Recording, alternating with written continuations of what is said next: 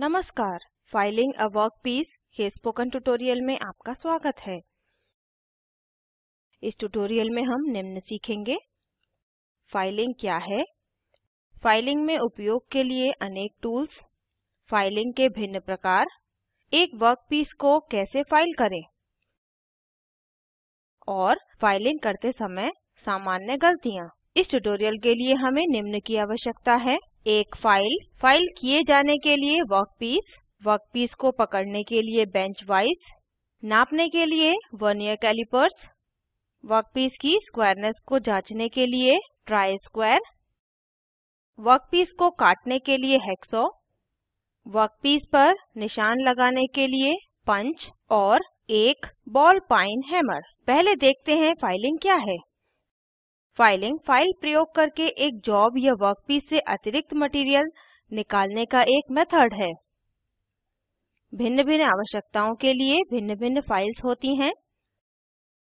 Rectangular cross section यानी आयताकार अनुप्रस्थ काट के लिए फ्लैट फाइल, चिकनी सतह प्राप्त करने के लिए स्मूथ फाइल, वर्कपीस के समकोण वाले भाग को फाइल करने के लिए सेफ एज फाइल, चौकोर कोनों और चौकोर छेदों को बनाने के लिए स्क्वायर फाइल, अर्धगोलाकार सतहों को फाइल करने के लिए हाफ रन फाइल, छेदों और गोलाकार खांचों को बनाने के लिए राउंड फाइल।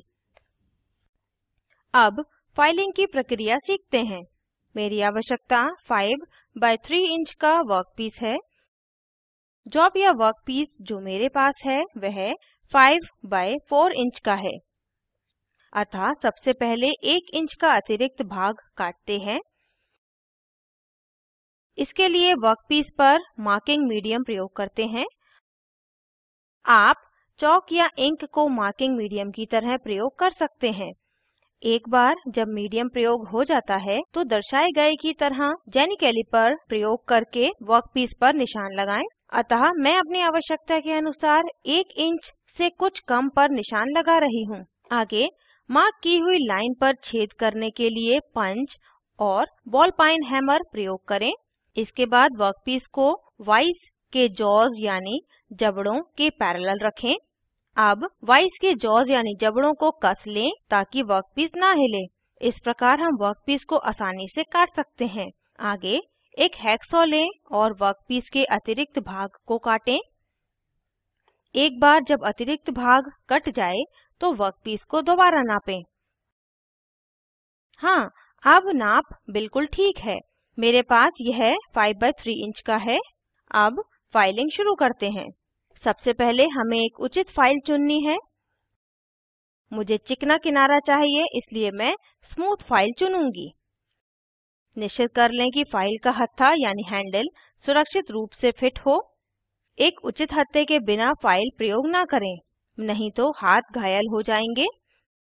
निश्चित कर लें कि फाइलिंग शुरू करने से पहले फाइल साफ हो।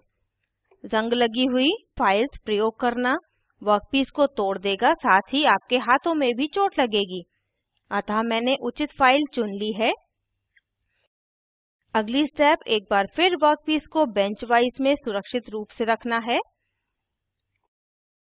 अपने आप को बेंच वाइज से 90 डिग्री समकोण पर स्थित करें। अपनी बाईं टांग आगे और दाईं टांग पीछे रखें।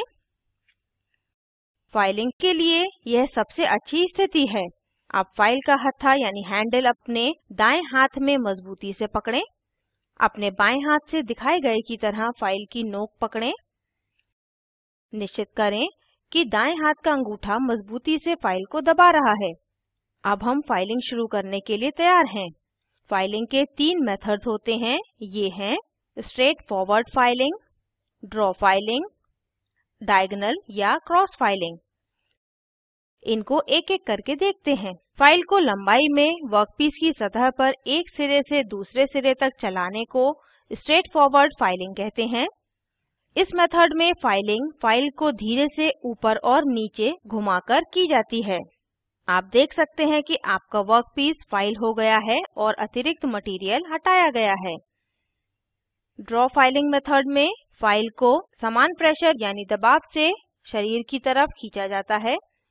डायगोनल फाइलिंग मेथड में फाइल को वर्कपीस की सतह पर विकर्ण की दिशा में चलाया जाता है। फाइल की गतिविधि वर्कपीस के एक कोने से दूसरे कोने तक विकर्ण की दिशा में होती है। एक बार जब फाइलिंग पूरी हो जाती है तो हमें वर्कपीस की सतह की फ्लैटनेस और स्क्वायरनेस जांचनी होती है। यह ट्राई स्क्वायर और वर्नियर कैलिपर्स की मदद से किया जाता है। फ्लैटनेस ठीक है या नहीं यह जांचने के लिए दिखाए गए की तरह ट्राई स्क्वायर को वर्कपीस पर रखें। ऐसा वर्कपीस पर 3 अलग-अलग जगह पर रखकर करें। यह प्रकाश स्रोत के सामने जांचें। यह फ्लैटनेस का स्पष्ट संकेत है। अगर सतह असमान है तो आप वर्कपीस और ट्राई स्क्वायर के बीच प्रकाश की किरणें देखेंगे। इन स्थितियों में आपको फिर से फाइल करना पड़ेगा। आगे हम ट्राई स्क्वायर प्रयोग करके वर्कपीस की स्क्वायरनेस को जांचेंगे। दर्शाए गए की तरह ट्राई स्क्वायर को वर्कपीस के एक कोने पर रखें। अब ट्राई स्क्वायर के सिरों को वर्कपीस की दो संलग्न साइड्स से इस प्रकार स्पर्श करें। जांचें कि वर्कपीस की संलग्न साइड्स एक दूसरे से 90 डिग्री पर हैं या नहीं। यदि नहीं तो फिर से फाइल करें। अन्य नाप जो हमें लेने की ज़रूरत है वो है वर्कपीस की चौड़ाई जांचना।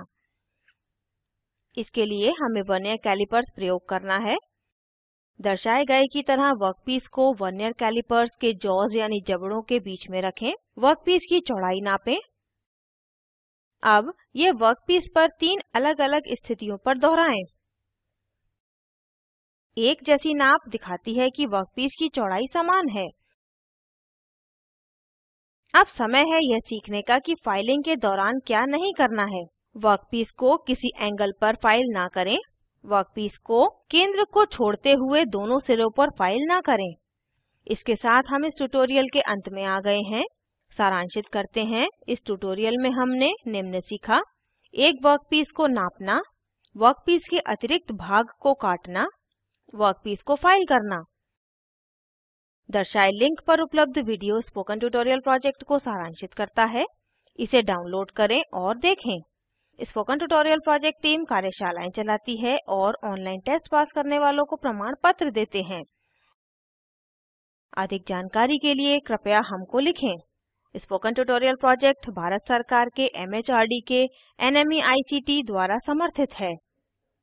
इस मिशन पर अधिक जानकारी इस लिंक पर उपलब्ध है।